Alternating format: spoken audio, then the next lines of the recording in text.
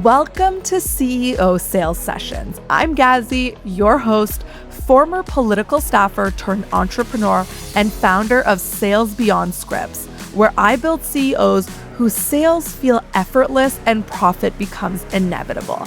I've spent years in the highest pressure rooms, both in politics and business, and I'm bringing you everything I learned straight to this mic.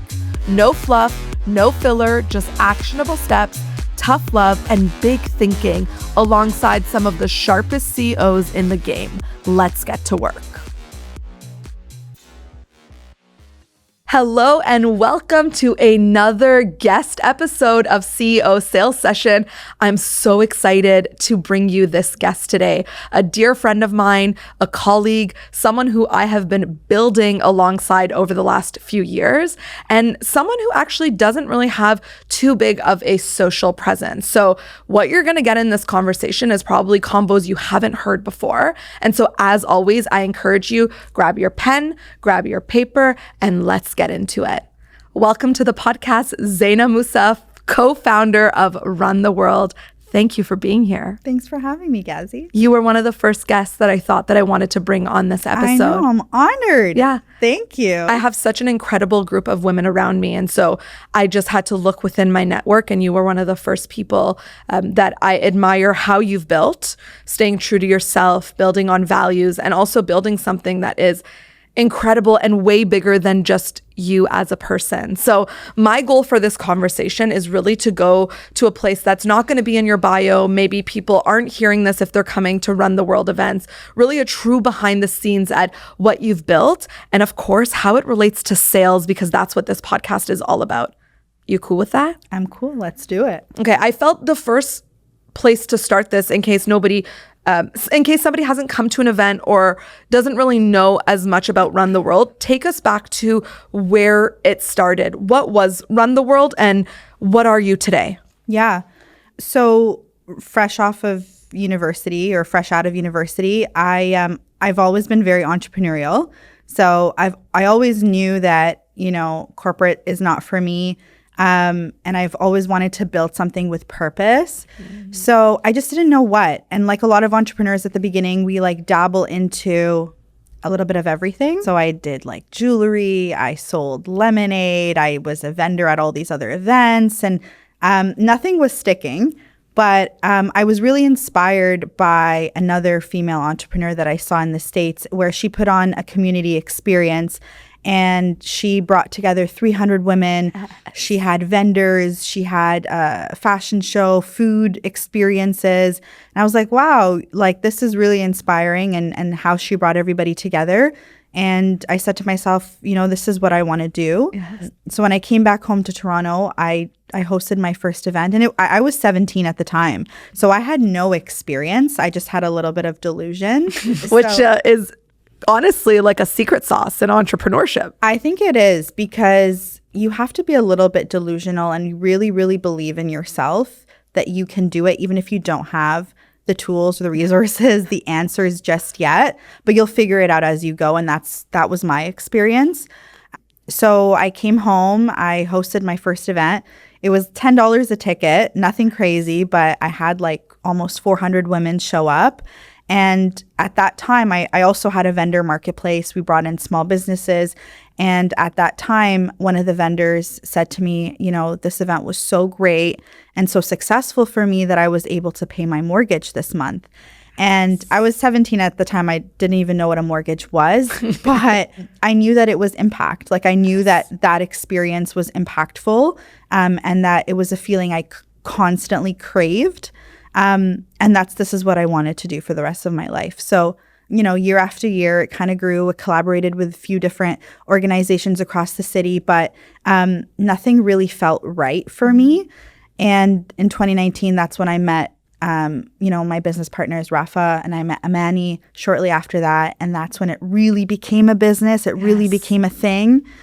And, fast forward now, we're 6 years later, 7 years later, we're still doing our thing. We're still hosting incredible, award-winning experiences. And now you're on board as well, Gazi. But I think, over the last year and a half, we realized, we've built this community trust. Like we've hosted these experiences. We've brought women together through retreats, networking experiences, conferences. But now we've really tapped into the corporate space. Mm-hmm. So over the last year, we've started focusing more on, creating these impactful experiences, but for others, for clients and for corporate organizations. It's been such a fun journey to watch from the sidelines. I started as someone who was an attendee, then I was inspired and I decided to volunteer. I'll never forget, it was the first summit inside the mall that I just showed up as a volunteer. I actually didn't really know you. I don't even think we met that day, but I just volunteered and loved what I saw. And I know the answer to this because I was just talking about it. Nika and I were literally talking about it in the car of like, what makes Run the World different? And I was at an event this morning hosted by Be Interrupted and TD, which is also a partner of ours. And one of the speakers that I spoke to kept going off about knowing what makes you unique. What is it that even if others do the same thing, there's something about the way that we do it that nobody else does it like Run the World. I want to share my answer with you, but I want you to share your answer first. What do you think it is that it's our unique sauce that is only in the Run the World rooms that you just can't get at another women's experience? Honestly, there's a lot of things. But the number one thing I always say is energy. You can't fake energy. And I think that because, Rafa, Manny, and I are, minority women, Gazi as well joined on, and we all have this like unique perspective, but we're so authentic. And like when we're there, when we're at our events, we pour into every single person that's there. And that shows. That shows on our stages. It shows in the work that we do. And then it becomes reciprocated. Our attendees that, experience us as Run the World then start pouring back into us. So, I'll go to so many events. I know, Gazi, you go to events weekly. Yeah. And there's so much happening in the city, but it's the quality of people that we have. It's the caliber of speakers that we bring in. It's the diversity in the room that we have. Yes. And I think that's like worth like even pausing and like really stretching that. That's one of the things I hear most from women is that they feel seen in our rooms. Yeah. That they don't feel, I'm air quoting, like a minority. No. That they feel that sisterhood, that diversity is what you see in the rooms. It's what you feel in the conversations. And it's really refreshing coming from a place which was male dominated and also lacked a lot of women of color. When I come to a Run the World experience or when I'm hosting and I look out at our audience and I see different people that look and feel represented by our speakers, that look and feel represented by the diversity in the room, right. That impact for me, like that feels really, really like intentional on part, but also really meaningful for me being a part of the team, but also hearing from what people tell us that that's one of their favorite parts of being in the room with us because they've never seen a woman wearing hijab be at this level, That's like right. it means something for them. And what an honor it is to be a facilitator of that. I think that's something we don't take for granted. But also, you're coming to a Money Moves summit or an event that's all about business or event that's all about networking. But we're talking about hard shit. Like, we're talking about Iran. We're talking about Palestine. We're recognizing what's going on in the world because if we don't recognize that, how can we build trust? That's right. With our community. Within our own community. Yeah. If we don't acknowledge what the hell is going on in the world, even if it's not related, like, quote unquote related, we're talking about money. We're talking about making money moves. We're talking about, scaling, sales. Yeah. But this is our DNA. This is who we are as human beings. That's right. And that community, that sense of community that's built from that. I want to go there because I think Well, actually, wait, no. Before I go there, I think there's also one other thing that I would say is really unique about our experiences. Again, I'm going through this exercise where this expert is asking, like, what's the unique sauce? What's different that nobody else does? And I would say, like, the look and feel of our experiences is unmatched, right? The production level, like, it's giving a full show, right? It's giving fabulous. It is. And here's the thing. You know, at the beginning, for the early stages, that's something that we've outsourced. Like, you know, we would co-design our production and we would outsource it. But now, given the direction we're going in, everything is being produced in-house.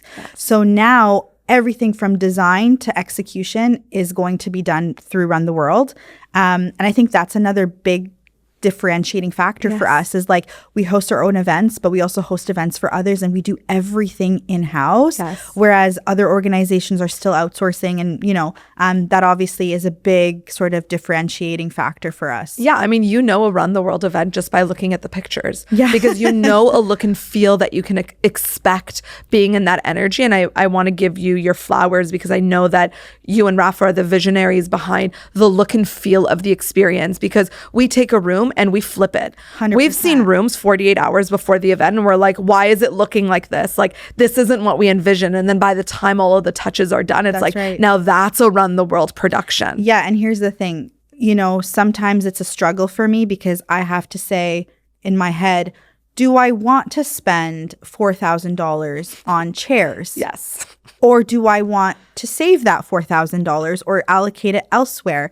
And, you know, sometimes it's for others, it's an easy answer. Yeah. But for us, it's really like, no, what is going to make it look like a Run the World event versus anybody else's event? Yeah. You know, because again, there's so many events. That's it. What makes it stand out? What makes it stand out? Yeah. Okay. So I want to go to talk a bit about the power of events, because you're seeing what's happening when we host events, both from a partnership perspective, a production, an experience.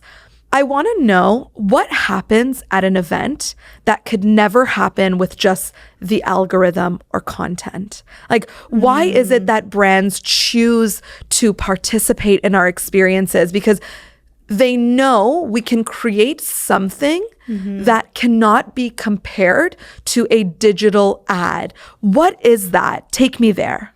Well, I'm going to go back to saying energy again, because you can't feel energy online, right? I don't know how to experience Gazi.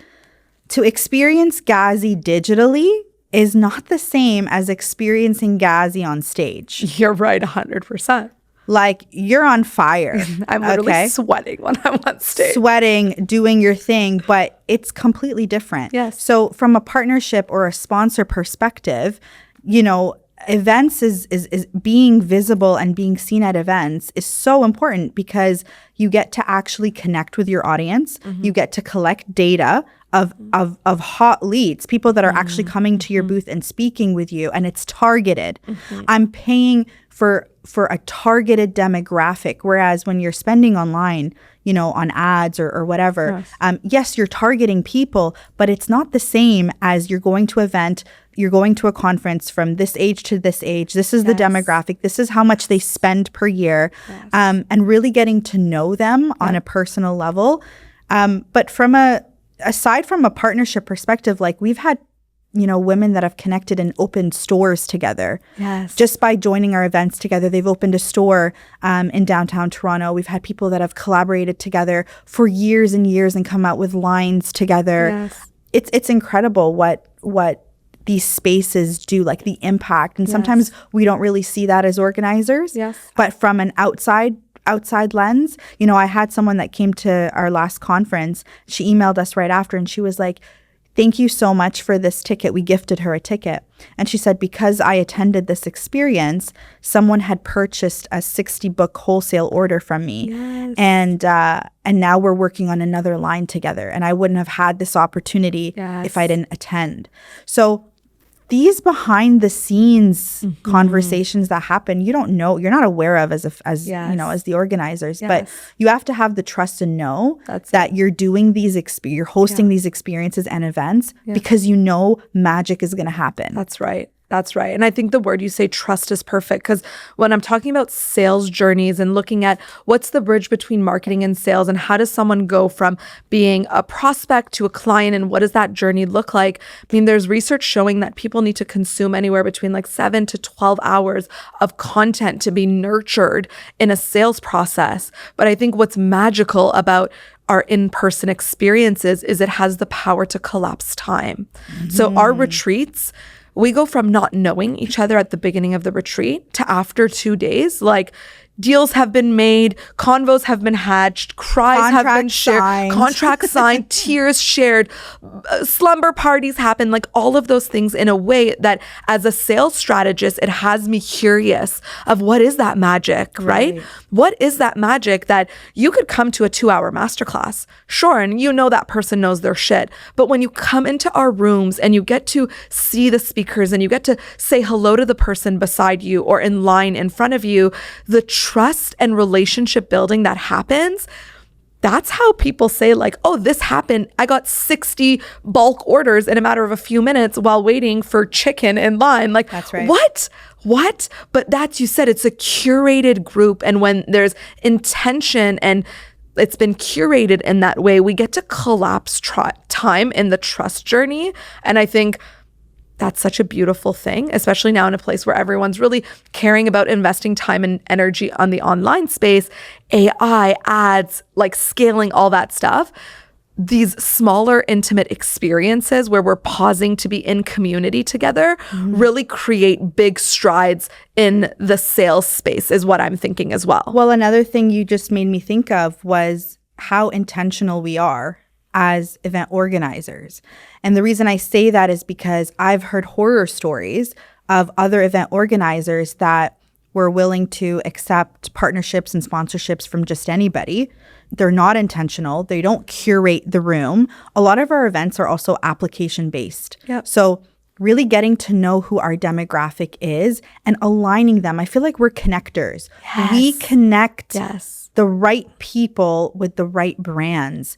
And, you know, even from a partnership and sponsorship perspective, just because a brand is willing to give you money and sponsor your experience doesn't mean that brand is aligned with your moral compass or with your brand in general, with your mission, your vision, your goals. So, you know, I think it's also being intentional about who you're working with, who you're allowing into your seats, into your rooms, and picking the right people. Totally. I mean, I told you for Money Move Summit, I had asked some of our speakers to send me past masterclasses that they've done, because I don't take it lightly that we're going to be introducing them to our community. And I want to make sure we're introducing exactly with intention the right people who have value to offer. So I'm spending time watching people's masterclasses to see, are they really the real deal? Well, that's Are we aligned mission, vision? Are you in it for the opportunity or really to create impact? Are you aligned with our mission as an organization? And that's extra work, but I feel like it's felt when people tell us like everyone loved Nikia. Like, I don't stop hearing about that. That was intentional. We had saved that keynote spot for the right person. And so even just knowing of like, when you come to our events, every person who's speaking is there because we believe that they truly have something to offer to the community 100%. And not because it would be good for our brand or dollars or whatever. I think that's all secondary. I think it goes back to the chair, you know, comparison. Am I going to spend $4,000 on chairs, or am I going to allocate that money elsewhere? When you're organizing an experience, it's constant back and forth. Is this the right speaker? Is this the right partner? Do I want to invest in this person? Are they going to bring value to my community? Because at the end of the day, it all equals out to trust. Because, and I remember this conversation you and I had, Gazi, as well, while we were prepping for the conference, was I had suggested somebody to you and you said, I don't know what, you know, their style is like. I don't know their teaching methods. I also don't want to bring somebody on our stage that I haven't vetted. And let's say somebody works with them in the future and they have a poor experience. They're going to remember, oh, well, I met this person at a Run the World event. That's right. And that's going to leave a sour taste in their mouth.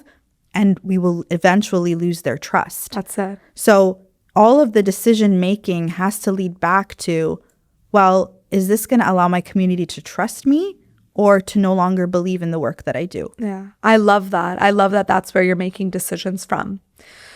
I want to go to this part that I think a lot of people care about. And we've talked about it on our stages at Money Moves when we did the Run the World panel last year together as well.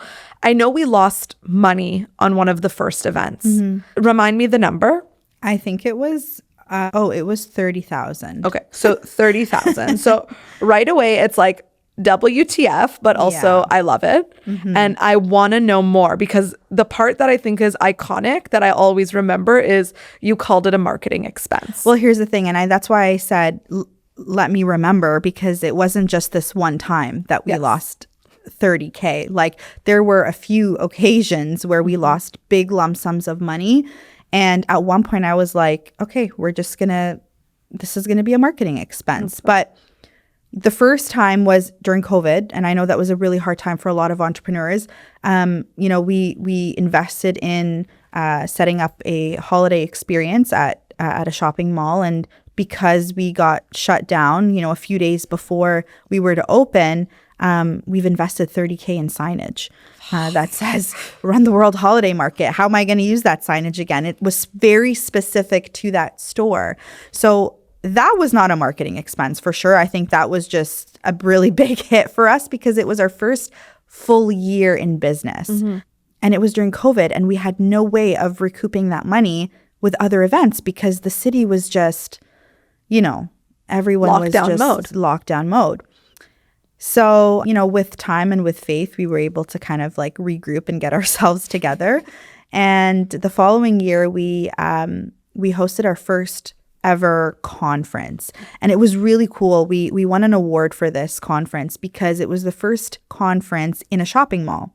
Yes. And it was incredible. And we had Michelle Williams from Destiny's Child. She was our keynote speaker. We had, at that time, Love is Blind, I think it was season 2. Yes. We had one of their cast members. Arlene Dickinson too, right? Arlene Dickinson was the following year. Yes. But incredible speakers, incredible production. Decor was beautiful.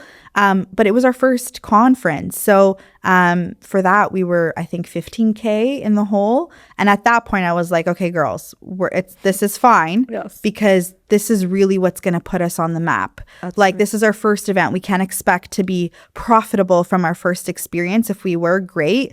But I think realistically, we wanted to make that splash, and we did.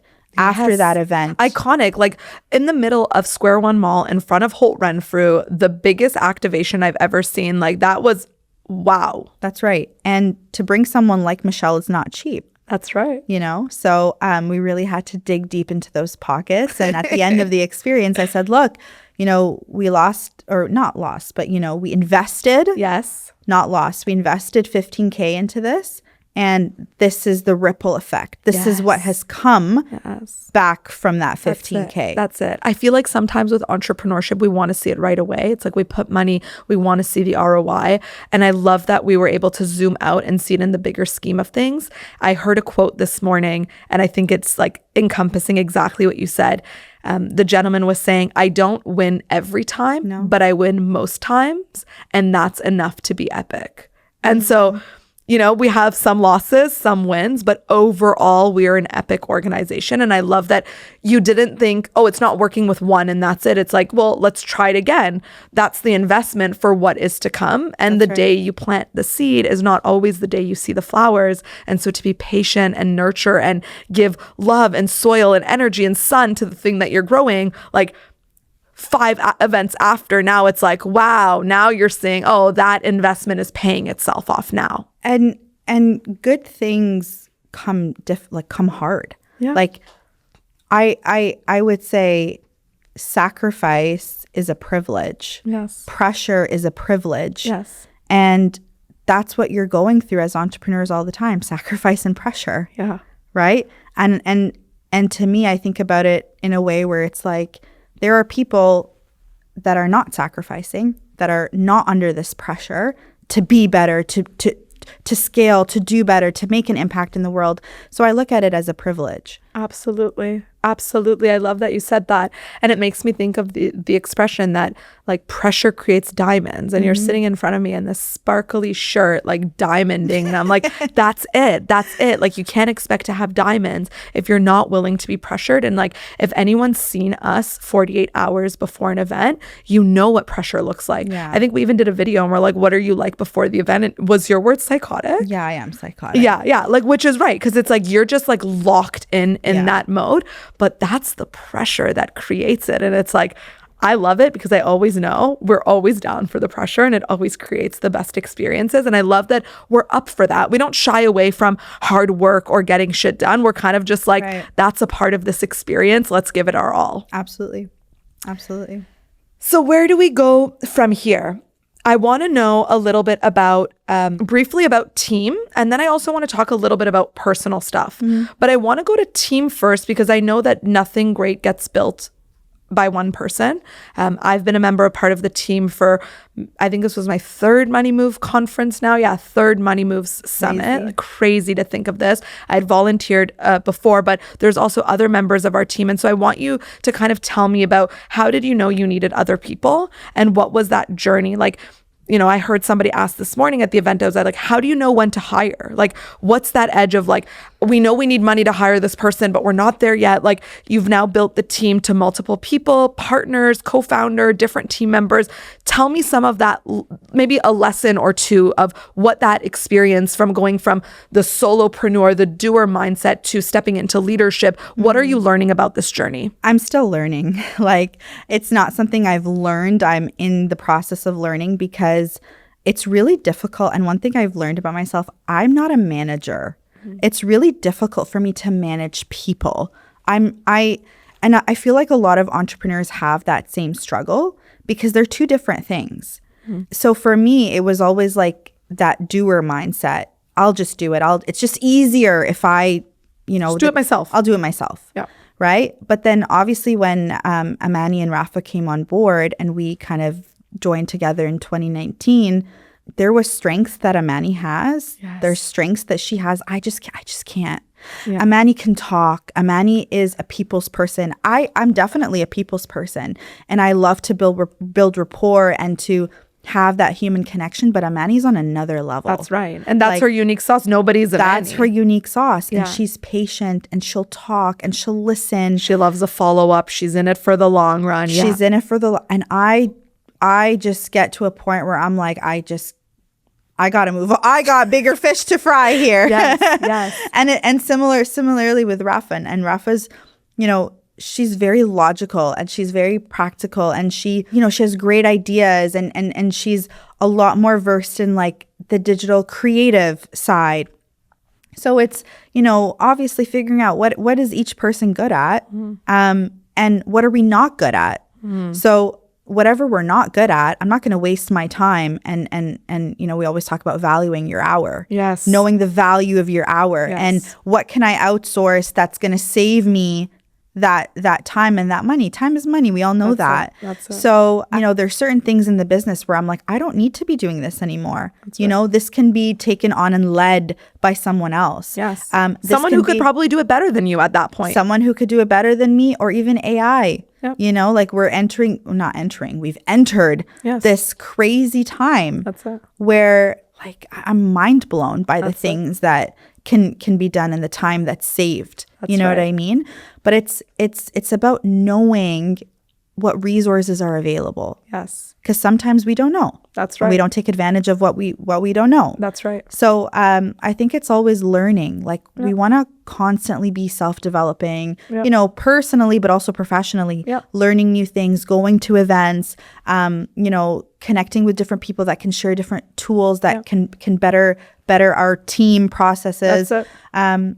So I'm still in that learning phase. Yeah. I feel like we're lifelong 100% student learners. But I love because when I look at our team, I can see that there are really complementary skills to each other. Like no two of us are good at the same thing. No. Right? Like I know what I need to pick your brain about versus Rafa's brain about versus Laura's brain about. That's right. Because we all have our own little bit that we bring to the table. And I know Amani's going to get a different question out of me that you might not even ask. And I really appreciate that we've built diversity in thinking, because sometimes people want to pick people in the group who all think the same, who all are good at the same thing. And it's like, no, I can actually tell you and Rafa are very different, which I think is why you make good partners, because your strengths are not hers and hers are not yours. And I think it complements each other in a nice way. Absolutely. And I love that you said we're diverse. We're diverse thinkers. Yeah. We don't think the same, That's it. but we are, I don't think we've ever, I think maybe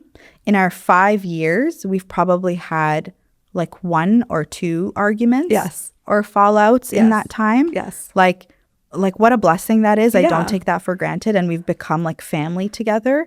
And I truly think it's something special. Totally. I mean, I'm just thinking about the memory the night before Money Moves. Literally, the team spent 2 hours intentional thinking about what's the entrance going to look like. Is it here or here? And everyone had a different opinion and no one was agreeing with each other. And I love that. I love that each of us was bringing a different perspective, challenging each other and saying, sure, but did you think about this? But what about this? And I love that about a team, because I actually don't want to surround myself with people who are always agreeing with me. 100%. Gazzy, that's the best idea. No, I want to surround myself with people who are pushing me and getting me to think a different way. And I think we have a really diverse team in that way, where it's like the perspective Amani is bringing, you and I hadn't even thought about. So it's just something so fresh to have at the table. And here's the thing too. One thing I've learned about being in partnership with women is you have to be very patient. You have to be very patient, and you have to put your ego aside. Yes. Because it's not about titles. It's not about who makes the final decision. It's, at the end of the day, we're working. Yes, it's our business, but we are there to serve a client or to serve our community or to serve X person. So whatever decisions we make must be made in the best interest of that person or that organization. So, you really need to, sometimes just put the ego aside and sometimes just listen more than you speak. This is why I love working with you. Like, it's always, I can feel that from your energy, that grounded, patient sense. And I think that's what makes it enjoyable to work together. And it's never been a feeling of like Zaina and Rafa are the co-founders or this and that. No, never. Even, one of our partners, one of our title sponsors today, like called us sisters. She was like, oh, you and the sisters. And I was like, I love that. I love that. Right? Too. I do have that feeling. It's like, obviously we're not actually family, but it has that felt sense to it. And I know sometimes people are like, no, your work is different, family is different. But I feel that we've built, and it's through the leadership, obviously, but we've built somewhere where we all feel really safe with each other, and it has this trusted essence. And I think who you build with matters, because anybody could build, but who you build with matters. And I love building experiences and doing these things with you. And I know I don't say this often, but like,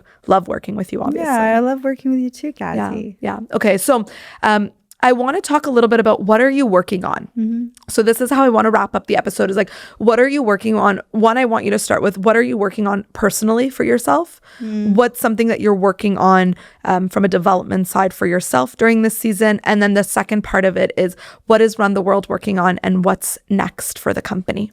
Personally, I feel like I have a lot to work on, but I actually I've never given myself the time to sit down and think about what is it that I actually want to work on personally.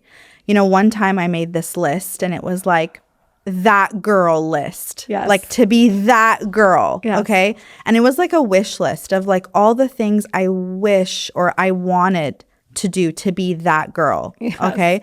And I wrote it all down. I don't know what I put in there, like Pilates, go for a walk every day, eat healthy food, like take care of my body, mind, and soul, pray more, and I put the paper away. And then a month ago, my husband was like rummaging through his desk, and he's like, what the hell is this? And I'm like, no, don't read that. That's the it girl list. Yeah. I'm like, don't read that. And obviously he reads it out loud, and I'm so embarrassed. But I think I just really want, personally, I really want to give myself more silence. Like, I just want to sit in silence a little bit more. I mean, I have a toddler, and so it's a little bit hard to sit in silence during my day. But even if I can just find pockets of time, even if it's 10, 15 minutes, to sit out in the sun and just think about what I want for my life, what I want to do to make myself a better human being. I think that's the first step.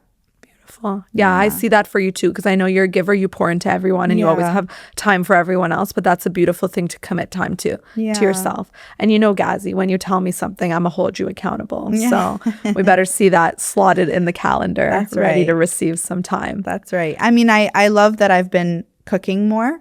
Yes. I think that's really kind of like boosted my confidence at home. Yes.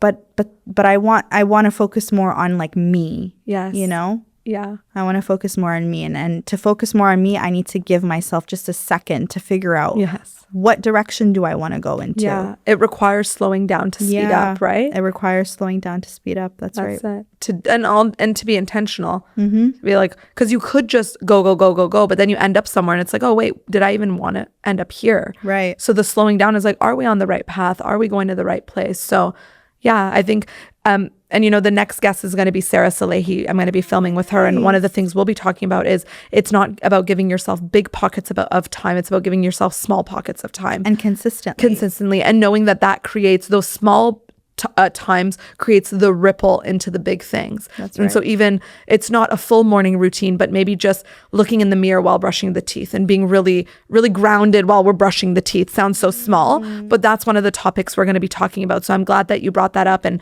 maybe just finding a few moments. Even I need that too. It's just like sometimes just having my tea on the balcony without my phone. That's right. Just 2-3 minutes just does wonders for me. And just waking up and not going for your phone the first thing in the morning. Right. Yeah. Like, I think that really just throws us off. Yeah. Like my eye crust is literally falling out of my eye. Most people are touching the phone before they pee. That's right. Right? On their way to go pee. And then they sit on the toilet with their phone for 30 Scrolling. minutes. That's right. Yeah. So I think that really does mess up, you know, our entire day unconsciously even. That's it. Okay, so that's personal side for Zaina, the human. And what about as the co-founder for Run the World, what are you really excited about curating for the next little bit? I'm excited that we're now pouring into others. You know, like I said, we've built this community trust and have created our own events for so long. But I'm excited that now people are trusting us, our partners are trusting us to create experiences for them. Because they come to our events and they like what they see and they want to duplicate that. They want to mimic that experience. So I'm excited to be pouring into others. That's for sure. And, you know, for the last 2 years, one of our goals has been like a global expansion. You know, so we've really set our toes into the sand in Dubai. So just kind of continuing sort of our relationships there and getting some projects moving in that region while growing the business here.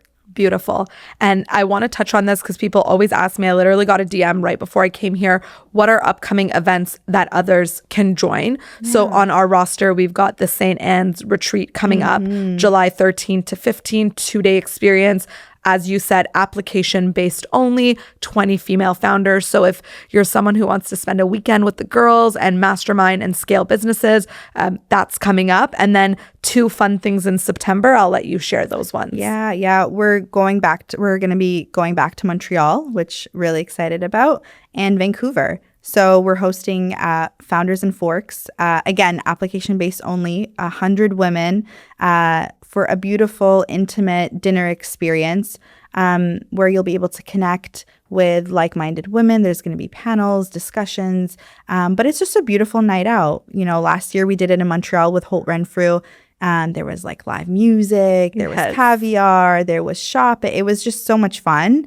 It was lovely. Like the most elevated networking I've ever been to. Right. Like in Holt Renfrew, shopping these beautiful outfits, but also deep conversations, talking about scaling businesses.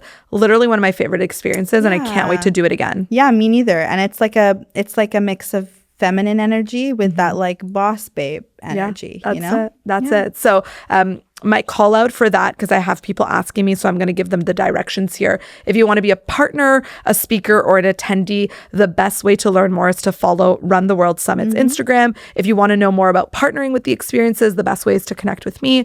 Obviously, Authentic Gazi. You can send me a voice note over Instagram. I'll share all. Voice notes. We love voice notes. Yeah, key for sales, by the way. So we're now taking applications for the retreat. Do we already have open applications for the dinners? Yes, we do. They're already open. Yeah. Okay, wonderful. So that's, I guess, we're the next opportunity where people can get to see us and hang out with us. Anything else you want to leave off here for the women before we sign off? I think, I think the only thing I'd say is a lot of the times we look at other business owners and we look at other entrepreneurs and, are floored by the work that they do and, which is incredible, but we're all just figuring it out. Sometimes people look at our Instagram or they see our events and they're like, how did you get this brand? Or how did you work with this? And it's like, girl, I'm still figuring out how that happened. And takes me back to being a little bit delusional, but trusting yourself, trusting yourself. Like when I was 17, I thought I could plan somebody's wedding. And I literally had a meeting with, the bride, and my now husband was like, what the hell are you doing? And I was like, I can do it. That's it. I can do it, and I'll figure it out on as we go. But I mean, they didn't end up booking me, which thankfully we didn't get into the bridal space. We're here helping female founders and other corporate brands. But hey, maybe in another life. Maybe in another life, we'll be helping the bridezillas and the brides. That's it. But you're right, because from the outside, everything can look glamorous, but really in the thick of it, we're all just, as we call bitches in the back, just figuring it out. We're just still figuring it out. Yeah, the morning of the event, still figuring it out. Mid-event, still figuring it out. You're right. You're right. Yeah, and figuring out what's next. Well, I'm so excited. I'm sure there will be more parts to this conversation. Thank you for being here, for sharing so openly, and really grounding in the intention that this is going to help somebody else. So if you got something from this podcast episode, we'd love to hear from you. Send us a voice note over on Instagram. You can find Zaina. I'll leave all of her details down below for you. And of course, as always, you can find me on Instagram. Stories is where I hang out every day, and DMs are where the conversations happen. Thank you for being here, and I'll see you next week. Well, that brings us to the end of today's episode. Thank you for sharing your time with me. I know as a CEO that time is your most valuable asset, so let's make it worth it. What's one thing that you're going to implement or embody today? Because listening without action is just entertainment. So DM me your takeaway on Instagram at Authentic Gazi. I want to hear it, and I promise you I will hold you accountable. And if this episode resonated, share it with a woman in your circle who needs to hear this. And if you haven't already, follow and subscribe so you never miss a Tuesday. I'll see you next week.